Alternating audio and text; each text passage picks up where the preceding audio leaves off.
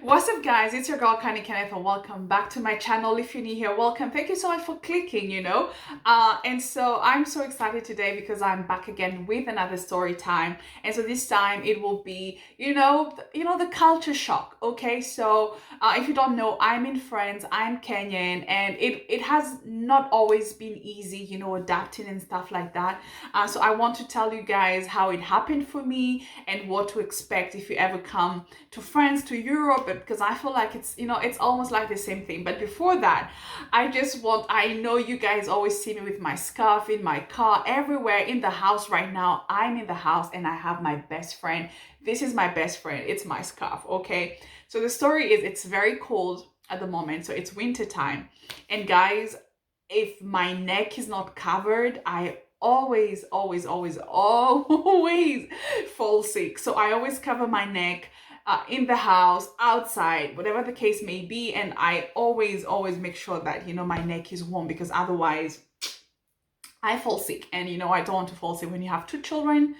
You can't fall sick. You have to be a strong one all the time. So guys, so last time I told you guys, about, all the harsh reality in the diaspora, but that's not all. I mean, there is more, so just if I was to go back to when I was still in Kenya, I told you I met this girl who helped me understand what was an au pair and stuff like that. So if you haven't watched that video, I'm going to link it up here or here somewhere, okay? So you can go back and watch it after this one.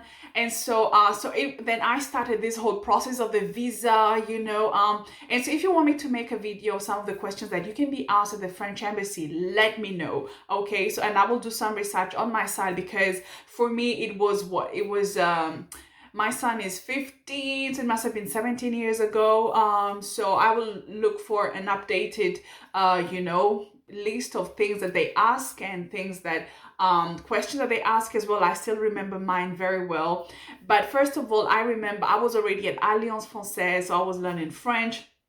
At least I knew how to say a few sentences here and there, okay? I knew how to say hello, my name, just introducing myself, and just a few sentences here and there. And so I remember before going for my visa, I had to cram, I had to memorize all those sentences, because I was just trying to speak French, even though I was getting better and better and better. So I went for my visa. And then right before that, I remember I had lost my passport like a few months, prior. I was supposed to go to the USA for a bike ride. I remember I went for my visa, I paid for my visa, and I lost my passport. So things happen for a reason. And then that's when I got to meet Eunice, my friend again. And then I went for the visa. It was accepted. I was going crazy. I remember I called my mom. We were talking about it the other day. She didn't pick up my phone that day. Because she was at a meeting and she knew how devastated I was for the first time. So she thought it was going to be the same thing the second time. So when she picked up the phone, I gave her the good news and everything. So that's another story for another day. I was so happy. Like, it was like my dream come true. I was going to France. I wanted to learn French. I wanted to, then come back home and work in the tourism industry, because that's where my mom was working. I loved traveling with her when she was going on trips around Kenya and stuff like that. So, but life happened, and so it was a whole different story, okay? So I got on the flight. I remember I arrived in Paris, Charles de Gaulle, okay? So that's like the main airport in Paris, right?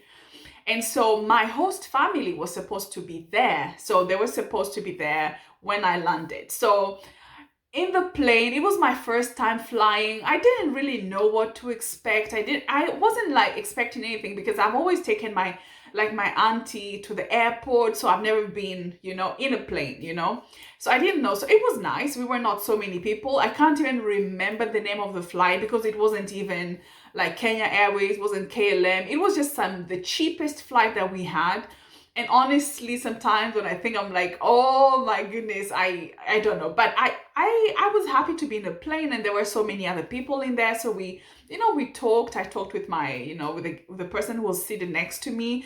I know there was a guy, we were just chit-chatting around. So when I got to the airport, I was the last one like to leave the airport. Why? Because when I got out of immigration, they were nowhere to be found. So I was in panic because I've heard stories of, when some people who go to Europe, and then when they arrive, the person who's supposed to host them did not come. And so they become homeless and this and that and this and that. So I was like so scared. And then I think I waited for like 15 minutes, 20 minutes. And mind you, the only thing that we had actually in contact with was on through letters and sometimes on the phone. Back in the days, it wasn't like communication wasn't as good and as easy as it is right now, today. So I only had pictures and I wasn't sure if the pictures were actually like update. I don't know. I just started doubting everything. And then like 20 minutes, half an hour later, I saw a family coming and they were running, they were in stress and everything.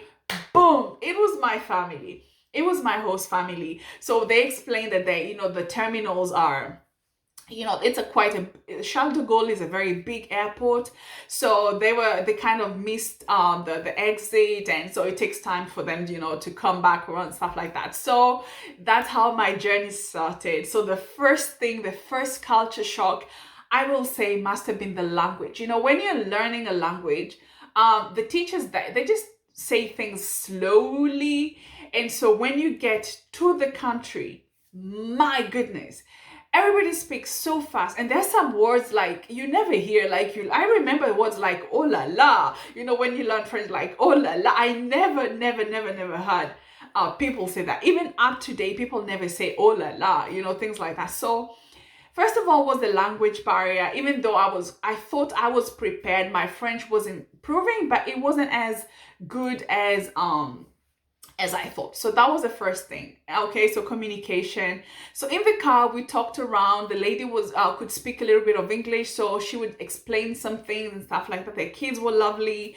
And so they lived, I would say 2 hours away from the airport, 2.5 hours. So we got there, and it was like a village. It was a village. And mind you, I come from Nairobi, a girl from Nairobi, like a bustling city, a city full of life. Some call it messy, others call it exotic. Whatever you want to qualify Nairobi. But I was like, what? Where am I? Because in my head, somehow I thought like it was just going to be like any other town. It's Paris, it's France. So I felt like it was like one big town. I had no idea. So that's what I thought. And then, so it was like a small village. I was like the only African girl in that whole village. And then I remember, as an au pair, like I explained in that other video, as an au pair, you have to go to a school, to a French school. So you're looking after children, and then when the children are at school, then you go to a French school and so on. So when I went to learn French, so in that school, I met this South African girl called Jackie. And so a black girl. So we were two. I was so happy. I was so happy to meet another black person. So we were like two African girls. And then we had another friend. She was American. Michaela, her name was Michaela. So, she was American, a very beautiful girl. She was very nice. And so the three of us clicked because the three of us were speaking English. Africans, except for Michaela, but she was very open and stuff like that. Because let me tell you guys, when you're like the only black person, or when you're the only white person in a very big space, I would say it's strange. So today I understand how white people feel when they go to Africa, to an African village, and then everybody's on them. It was like that for us guys. It was like, I would walk on the streets and people were hooting, and it wasn't like mean, okay? So nothing mean at all, but it was like the thing, to the extent that if you had like a French friend, I remember if I had a few, they would feel like privileged to be. So I'm like, what are you talking about? And it's just like the same experience white people have when they go to Africa or to an Asian country where they're not used to seeing someone of a different color, right? So language barrier was the first one. The second one, the fact that I was like the only black person in that small village until I met Jackie and then Mikaela, and then we used to hang around a lot, just the three of us. And then after that, so it was, how can I say, the food. When you're used to eating ugali, sukuma wiki with some nice fried meat, chapatis, pilau, mokimo, sausages in the morning. Oh my goodness, I miss me some sausages. I want some sausages. I want some ugali. I want some nice everything. And then you start eating a different kind of meat. It's beef. Yeah, it is. But the taste is not the same. Cheese, I never used to love cheese. I had never tasted cheese before. Let's be honest, I had never tasted cheese before. And so cheese, and then the foods to me were kind of the same, no taste, the vegetables not the same. So it was a very strange, I would say a very strange situation to be in. And so it was difficult to really enjoy my food. It really was difficult to enjoy my food. So it took me some time to adapt to the new food, to the new tastes, the new everything, But one thing that I loved was how clean. So let's say when we were in Paris before we got to that house, how clean the places, the town is, and then in the villages, it's even, oh my goodness, it's so clean. But those are some of the things that it was like a huge culture shock, was the food as well. Okay. And then 1 year later, I traveled to Paris. So I went to live in Paris because I had to leave that host family and find another host family in Paris because I wanted to do my university and stuff like that. And so when I went to Paris, now that's a whole different world. Like, you go from Nairobi to a small village, and then a small village where you're like the only black person, like every event, be it like a village party or stuff like that, everyone would just turn like, what? And then go to Paris, where it's a little bit more cosmopolitan, where you find different nationalities. You even have a Chinatown. You have like an African town where you only find everything African, that anything that you're looking for, you'll find there. So it was like another big shock where everybody is running, just like in Nairobi, but times 100, And it was a big culture shock, because you go from being noticed in the small village to being a nobody in a big city where everybody is minding their business, everybody is living their life. And also that's when I realized how life is expensive in Europe.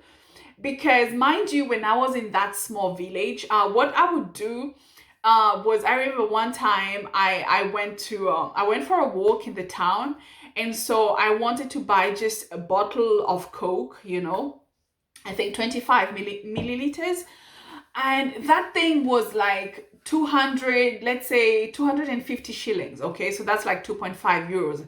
And I was like, what? When I convert, that was like my first mistake. Please, of course, I was going to say don't convert. Of course, we attempted to convert, but mind you, in the beginning, my mom had given me 30K. I still remember, up to date. And Mom, I love you so much. She had given me 30K as pocket money. So when I arrived there, I was like, in Kenyan money, it's a lot. Like, when you're a student, it's a lot of money. So she had given me 30K. And so I started spending, like buying myself maybe a pair of shoes, this and that and that. And then at some point I was like, oh my goodness, I think I had on like 10K or something, if not 15K at the most. And so I started looking at the price.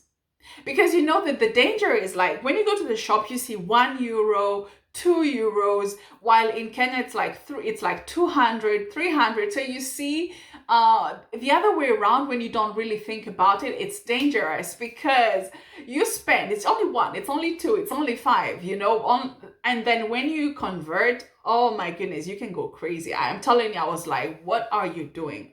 I felt so stupid. But you realize things are so expensive, and the time I went and bought some avocados. I think all Africans, that's the first thing we do, like, because that's the only thing you're like, oh, there are avocados here, so let me get myself. And the avocado again was like just one piece, 200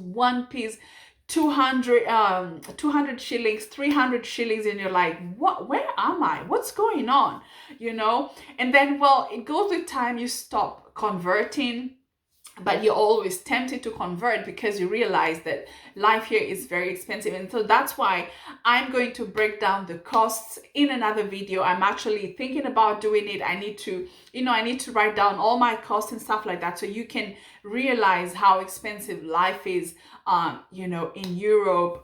Even I think in the USA, it's the same thing.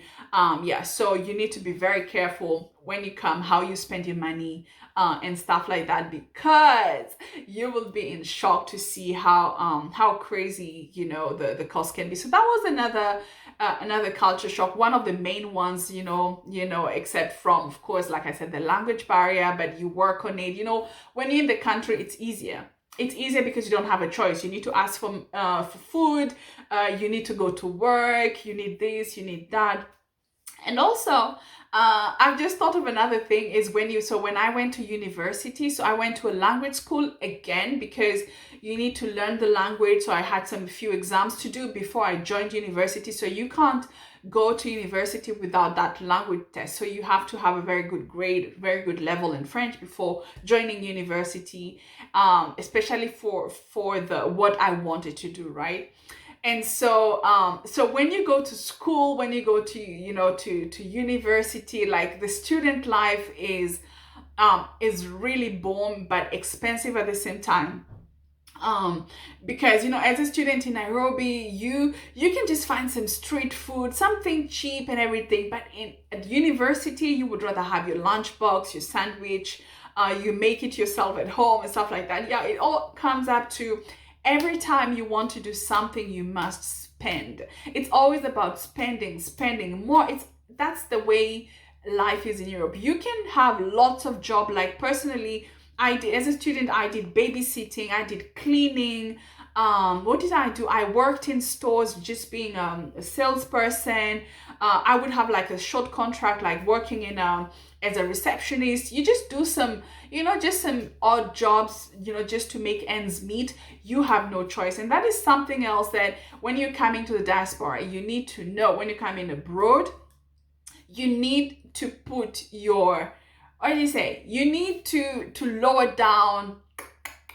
You need to lower down some of those expectations, because you think like you come into Europe, you're going to work immediately, have to find a good job immediately, and so this, because no, stop. First of all, you will realize that your diplomas are not valid. I said it in the other video, and probably I will go into more depth about it. So your diplomas are not valid, so you have to start from scratch. You need to probably update your diplomas to meet the standards in the country you're in and stuff like that. But you just realize that you need also to work. You need to have like 3 jobs. You need to keep, because you have so many expenses, awaiting you. So you can't claim, unless your parents are rich and they send you money. But if you're here all by yourself and you have to cater for your needs, then you must hustle very hard. So what else can I think of as a culture shock? So I talked about the food, the conversion rate, so the cost of living. I talked about the language barrier. That can be another very difficult thing, is if you can't communicate, if you can't express yourself. So you need to, if you're thinking of going to come into France, start your French lessons today. If you want to go to Germany, start your German lessons, because the language barrier is a big setback, and that's what sometimes makes people not find jobs easily. Because if you're let's say a receptionist and you don't speak the language, then it will be unless you're in an international company and the most important language is English in that company, then otherwise it can be really complicated. So we talked about the language barrier, the food, the cost of living. What else can I think of? Yeah, probably the way, like, I know I was so used to going visit my friends, like it's my family. They're my opposite neighbors, akina Kaki, Koi. I used to go to their home like I'm bored at home, I'll just like go into their home. If they're having lunch, then I join them. Just going randomly to people's houses without really, with just, it's genuine because there is, here it's different. I've been here for how long? 17 years. And I don't have that kind of friendship. It's difficult to make friends like that, You will have acquaintances at work sometimes, because you're taking your kids to school, then of course you make friends, but it's not at that level where you can just show up, you can count on them 100%. I told you guys, sometimes you don't even know your neighbors. You don't even know who your neighbors are. So that's why if you have that relative in the way we say in Kenya, Maju, please check up on them because these things can be crazy, can be really crazy. Yeah, so I guess that's all I can think about. If I think about anything else, during the day, I will link it. I will add something extra on the side. So yeah, so that will be so nice. So that's all I can think of. But yeah, if you want to travel, make sure you do things correctly. And if you want to come to France, please, you will have all the information on this channel. And yeah, I hope it will help you in a way, just the way some people along the line helped me, I would like to help you as well where I can. So guys, thank you so much for watching, and always remember, do those things that set your soul on fire. Do them, okay? Don't let anybody tell you otherwise. It's your life. And yeah, you can make it, and you will make it, okay? So until next time, thank you guys. Bye.